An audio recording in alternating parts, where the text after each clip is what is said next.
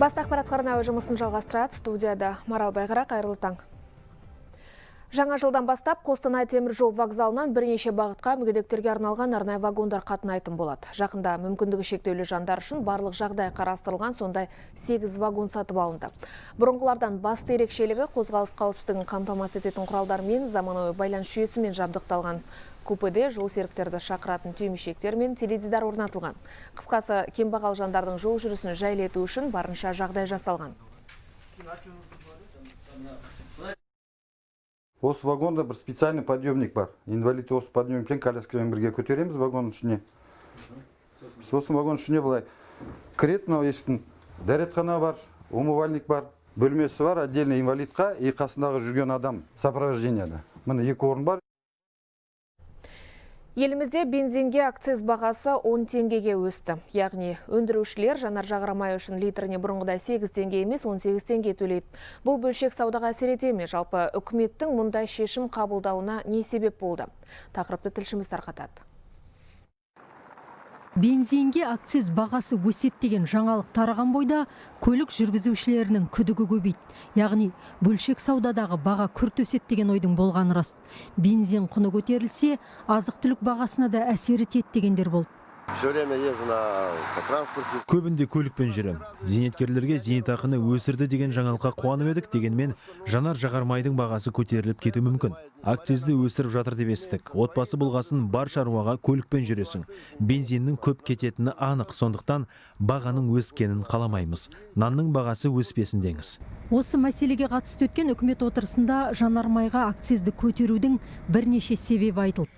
Ұлттық экономика министрлігіндегілер біздің елде бензин құны арзан, сондықтан көрші елдермен теңестіру керек деп отыр. Бізбен салыстырғанда Ресейде 100 теңгеге, Қырғызстанда 80 теңгеге қымбат.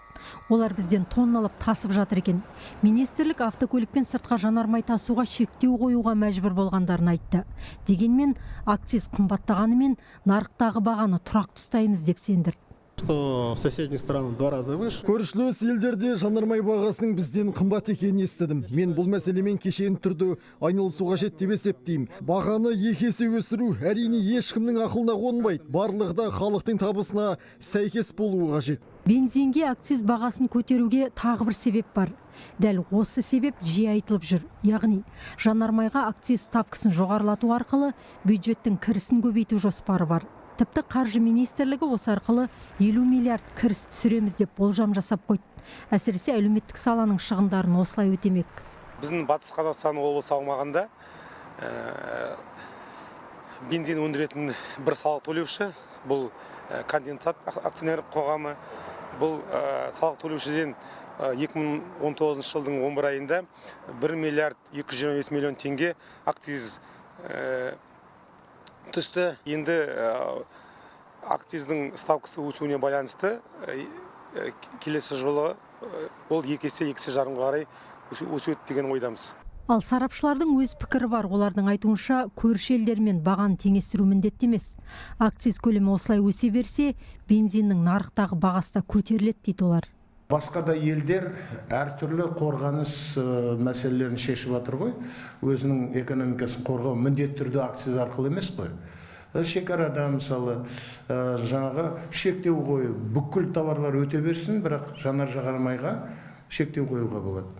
Енді жаңағы жекелеген автомобильдер келіп тонап жатыр деген ол тағы да болмайды. Егерде біз жаңағы жанар-жағармай бекеттеріне тапсырма берсек, ол әр автомобильдің нөмірінде онда регионы көрсетілген, қай регионнан келген, қай аймақтан келген. Сондықтан оларға шектеу қоюға әбден болады. Сонымен үкімет әлеуметтік ахуалды оңалту үшін енгізілген төлемдердің орнын бензин акцизінің ставкасы арқылы толтырмақ. Ал оның бөлшек саудадағы жанар-жағармай бағасына қаншалықты әсер етерін уақыт көрсетеді. Ақсәуле Байменшина, Талғат Жұбанышев, Болат Жарылғасов, Хабар 24. Күннің қолайсыздығынан елімізде кейбір республикалық маңызы бар жолдар жабылды. Елордадан Қарағанды, Щучинск, Атбасар және Екібастұз бағытына қатынайтын жолдарда көлік қозғалысына шектеу бар. Осыған орай төтенше жағдайлар қызметі бұл күндері алыс жолға шықпауды ескертеді.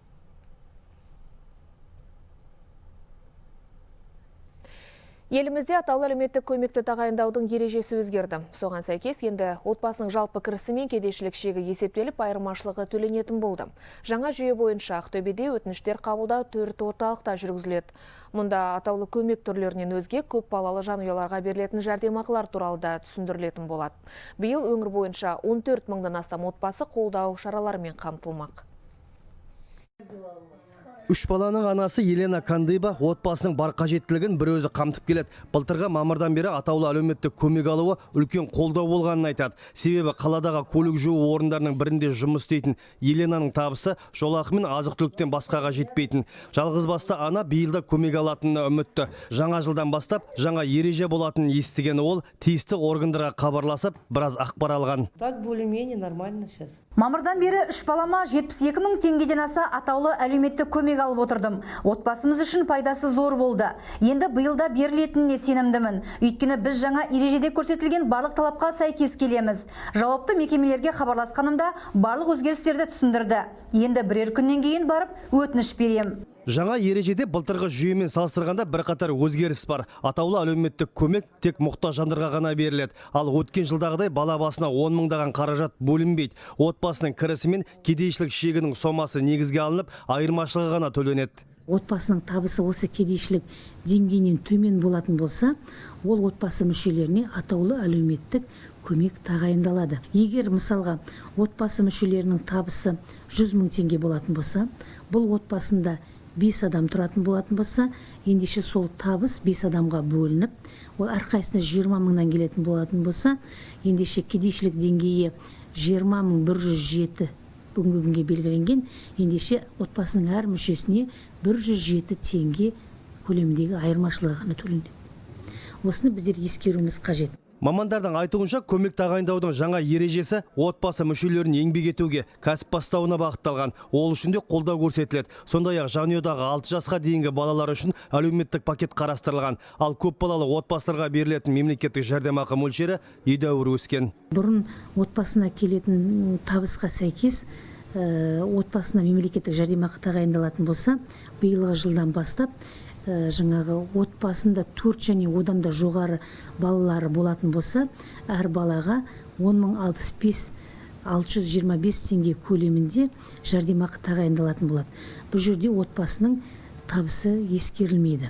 Атаулы әлеуметтік көмек пен жәрдемақы алуға қатысты өтініштерді қабылдау Ақтөбеде 5 қаңтарда басталмақ. Ол үшін 4 орын әзірленген. Оның арасында қала аумағындағы аудан әкімдіктері де бар. Әнуарбек Мырзатайұлы, Болат Молдағалиев, Ақтөбе, Хабар 24.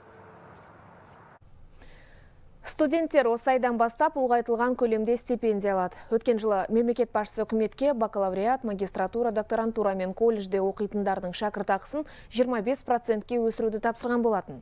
Сонымен кім қанша алады? Жай жапсарын Қорған Төреғожа тарқатсын. 2020 жылдың 1 қаңтарынан бастап бакалавриат, магистратура мен докторантурада оқитын студенттердің стипендиясын 25%-ке өсіру жөнінде шешім қабылдадым. Бұл жалпы 130 мыңға жуық адамды қамтиды. Мұндай ақ жол таяқ барды президент Қасым-Жомарт Тоқаев былтыр жастар жылын қорытындылаған салтанатты жиында айтып еді. Содан талай жан жадырады. Соның бірі Әлия Үмбетәлиева. Елордадағы жоғары оқу орнында білім алып жүрген Әлия үшін 26 мың теңге әжептәуір көмек болмақ. Жалпы біздің шәкіртақының көлемі 20 мың теңгедей болып табылады. Негізінен бұл ақша бізге Нұрсұлтан қаласында оқитын студенттерге аз болады негізінен. Осы жылы биылдан, яғни біздің президентіміз Тоқаев Қасым-Жомарт мырза шәкіртақыны 25%-ға көбейтеміз деп айтты.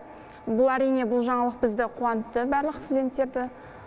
Шынымен де 25%-ның өзі бізге кәдімгідей өмір сүруге ақша көбейтті десек те болады. Бұл Гүлжан Атабаева. Стипендиясы көтерілген, оның көңілі де көтеріңкі. Президенттің бұл шешімі білім алып жүргендер үшін мотивация дейді. Себебі қазіргі таңда азық-түлік, сонымен қатар пәтер жалдау құны өте жоғары, сонымен қатар біздің шығындарымыз, басқа да шығындарымыз өте көп. Сол себепті 25%-ға көбейгені біз үшін өте жақсы жаңалық болды. Сонымен кім қанша алады? Бакалавр дәрежесінде білім алушылардың шәкірт ақысы осы айдан бастап 20.949 теңгеден 26.186 теңгеге өсті. Магистранттардікі 53.530-дан 66.913 теңгеге жетті. Ал докторантура шәкірт ақысы 81.998-ден 102.498 теңгеге көтерілді.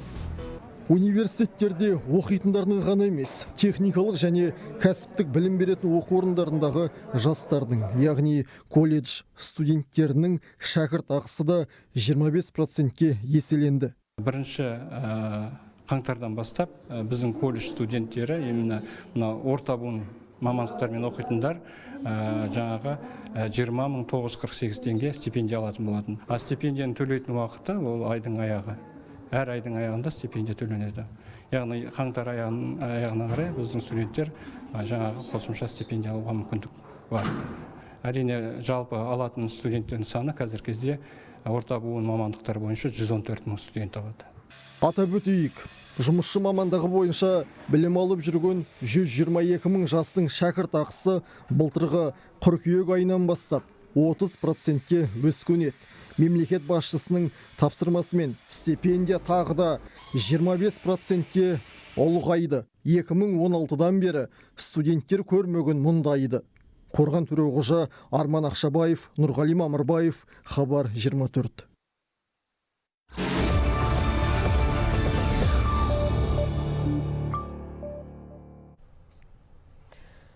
Жаһан жаңалықтары. Индонезия астанасындағы су тасқыны құрбандарының саны артты. Соңғы мәлімет бойынша 29 адам опат болған. Бұған дейін 21 кісінің қазасы жайлы хабарланған едік. Айта кеткен жөн, ел астанасы Джакартада толассыз жауған нөсер соңы тасқынға ұласып, шаһар мен оның төңірегіндегі аудандарды су басқан. Соңғы ақпарат бойынша 31 мыңнан аса тұрғын эвакуацияланды. Жергілікті билік қауіпсіздік шарасы ретінде қаланың біраз бөлігін электр энергиясынан ажыратқан. Көлік қозғалысы шектелді. Тұрғындар қайықпен қатынауда. Ал синоптиктер жаңбыр әлі тоқтамайды деп топшылап отыр.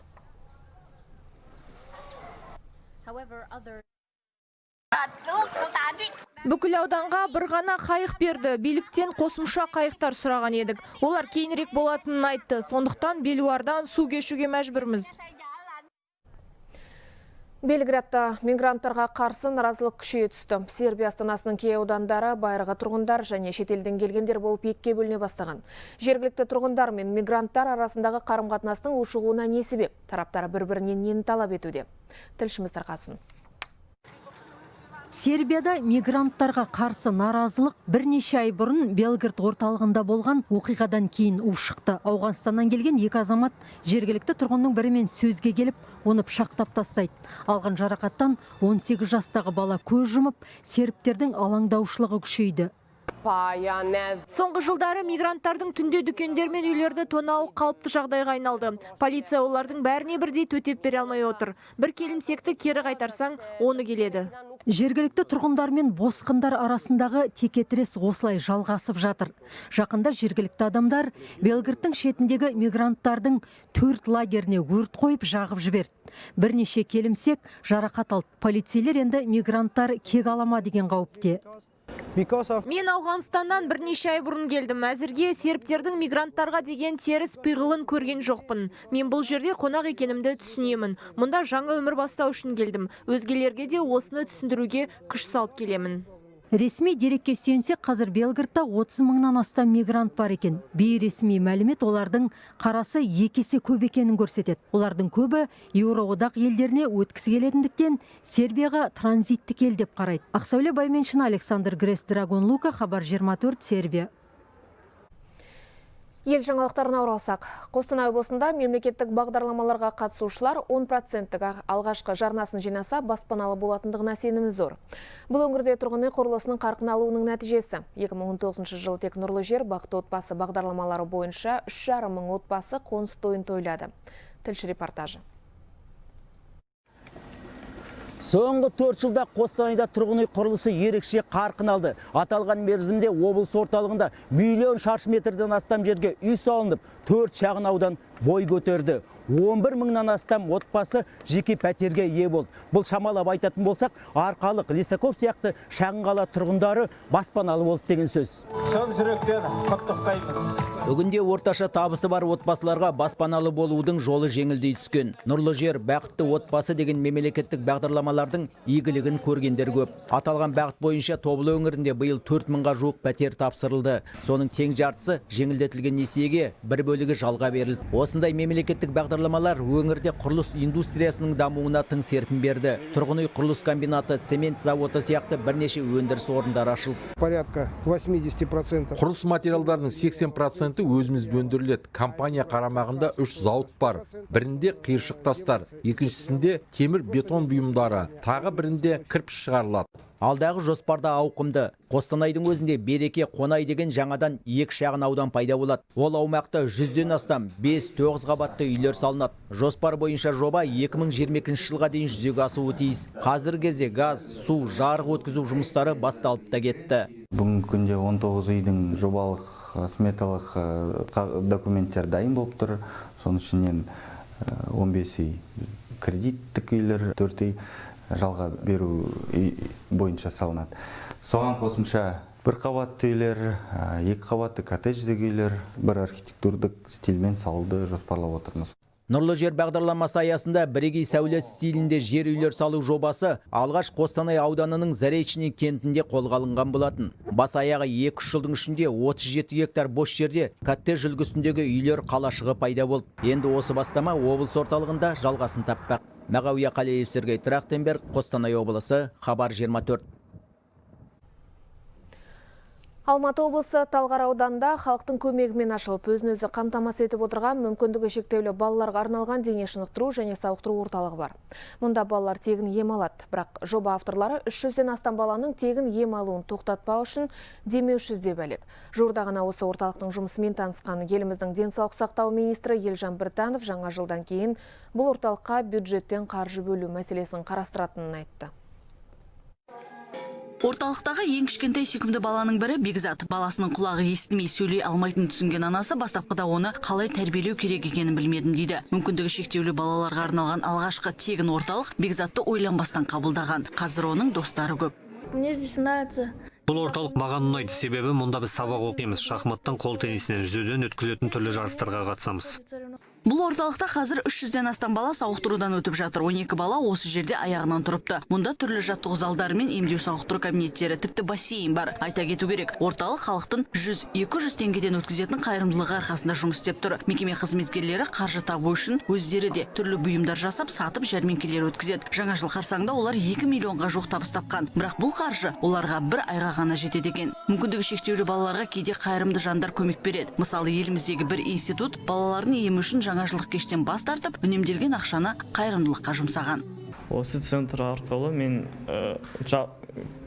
жеңіл жүгіруден жарыстарға қатысып, бірінші, екінші орын алғам. Енді қазір мен жүзумен айналысып жүрмін. Мен достарымды таптым, өзімді таптым, кім болатынымды таптым. Кейін өскен кезде мен осы шаққа кеп, осындай балаларға көмектесем. 2 жылдан бері қайырымдылықтың арқасында жұмыс жасап келген орталық енді мемлекеттен көмек болар деп үміттеніп отыр. Алуа Махамбет, Анастасия Валикжанина, Радик Жакупов, Хабар 24, Алматы облысынан. Оралдағы мамандандырылған халыққа қызмет көрсету бөлімі жыл басынан бері өңір тұрғындарынан 100 мыңдай өтініш қабылдаған. Соның 70 мыңға жуығы автокөліктерді есепке қоюға қатысты.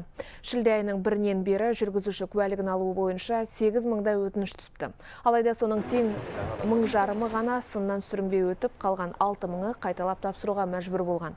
Енді емтихан тапсырудың жаңа тәртібіне сай үміткерлердің теориялық білімі арнайы жабдықталған сыныпта өтеді.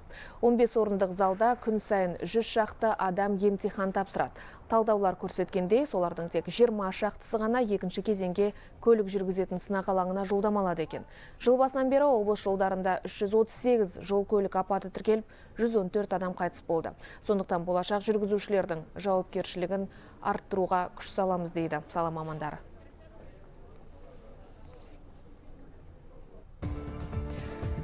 Әзірге айтарымыз осы, басты ақпаратқа қосылу болсын.